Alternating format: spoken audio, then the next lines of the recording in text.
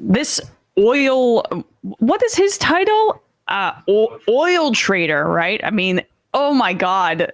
It's like elephant tusk salesman, poacher. Eric Trump. Right. It could not be a more evil profession just in the title in and of itself. He was on Fox News talking about the gas crisis, and here's his take on what Biden should do in terms of our relationship with Saudi Arabia and our own domestic drilling as well. And so is the rest of America. And that, in and of itself, and that little clip really encapsulates the Biden energy policy.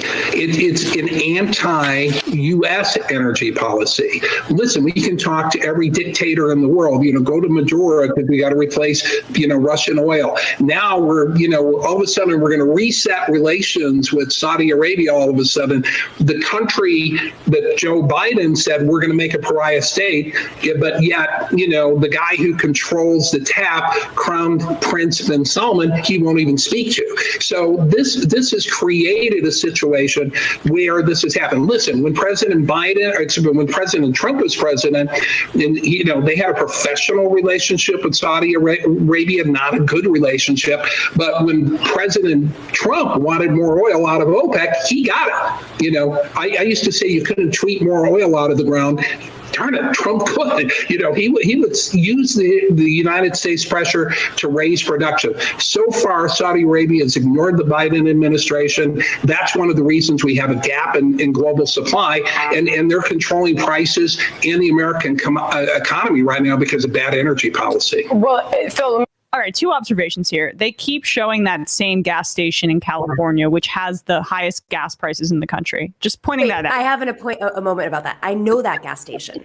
When I lived in Los Angeles, that gas station was so famous for being like $2 more than the rest of the gas stations. It made no sense. We'd be like, why? It's right across the street from the back. It's notorious. I mean, but this is what I've seen all over Fox News. They are using this same B-roll footage of that outlier gas station. So just I pointed this out in headlines, but right now, yes, gas prices are hitting record highs. The average is a little over $4 a gallon, which is very high. But it makes sense given what's happening right now and the fact that I'm frustrated by the Biden administration's unwillingness to use this opportunity to use the bully pulpit to say, yeah, this is why we should be transitioning away from oil, because we are beholden to these tyrants in these international markets. But regardless, the point that he's making there, Trump could tweet oil out of the ground because of his relationship with Mohammed bin Salman. What was the context of that relationship? Was that Trump was buddy-buddy with him because he completely was okay with the massive amounts of human rights violations that Mohammed bin Salman perpetrated and presided over. And because Biden has kind of kept him a little bit at arm's length, and now Axios is reporting he's trying to cozy up to him again. That's a whole different conversation.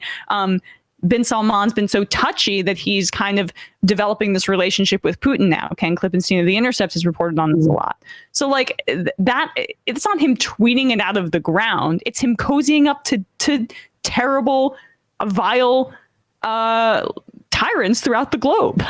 Well, and the other aspect of this is psychological, right? So markets can be driven by just conversation about war, conversation about one thing or another thing, a president's tweets. So I'm curious, given that we don't really use that much Russian oil, I'm curious how much of this is just based on folks like himself, who's an oil trader on Wall Street, and how they're maneuvering these dynamics, and how much Listen, I saw the Biden press conference, and it's very clear that they're pulling out of Russian oil to signal to European markets to do the same thing. You've probably covered this already. So it will probably get worse because of that. But he did address focusing on self-reliance, which was Obama's initial incremental approach to becoming more, weaning off of oil and gas. That was Obama's, theory 10 years ago when he talked about becoming completely self-reliant as a country so that, we wouldn't have these relationships with Saudi Arabia. We never got there, obviously. So yeah. I don't know what to say at this point. I feel like it's just the same old fight over and over and over again. And the self-reliance point, the over focus on that, again, you're totally right that it's a drop in the bucket, no pun intended, a drop in the barrel for us with Russian oil. That has way more of an effect on a country like Germany or European Union countries, obviously. But you're feeding into right-wing talking points when then we're back to focusing a bit on self-reliance, because Ducey, every press conference, Keystone XL. I mean, I understand from Canada, whatever, but North American oil drilling, more drilling in the Gulf, more drilling in Alaska.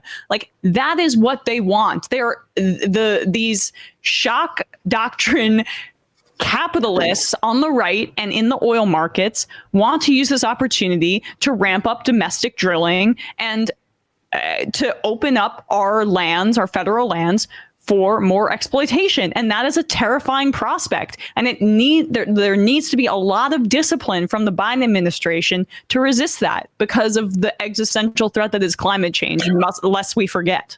The UN report this week, just what, 3 days ago, saying that this is the time, and if you don't do anything now, it's happening right now. I mean, not that we don't know that, but it was a jarring report saying that almost every single country is behind on their pledges, except for Finland.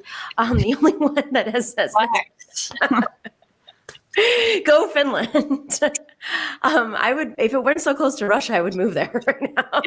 They're a little scared right now, based on past history, understandably so. Yeah, but exactly. But it's jarring, and I don't know if that's going to work with Republicans at this point. I don't know. I mean, they seem to have overplayed their hand in many different ways, and I just wish that the Democratic Party was not so afraid of openly conversing about climate change. For Kamala Harris and Pete Buttigieg to be buy an electric car. It's not even about cars. Yes, nobody wants to pay for gas. It's about climate change.